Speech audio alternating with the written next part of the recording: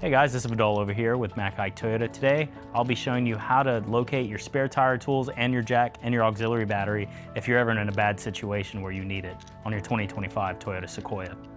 So first, what we're gonna do is either open the back tailgate with the button or with your key fob.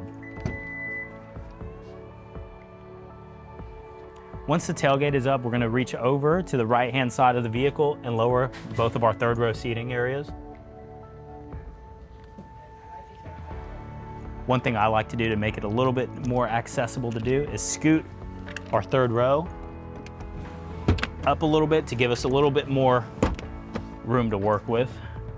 Once that's done, we'll come over to our left-hand side and pop this panel out. Remove this panel and you'll see your jack and auxiliary battery. Once we've located that, on the opposite side, we have a panel we also have to remove, which will be shaped like this. You'll have your spare tire kit and any accessories that you need to operate your spare tire tools as well. With the cover now removed, we can access our lowering point, our anchor, for our spare tire. Now what I like to do is if you don't have a screwdriver or a flat object, we'll take the key blade from our key, we'll pop it out, and we'll pry open on the ridges.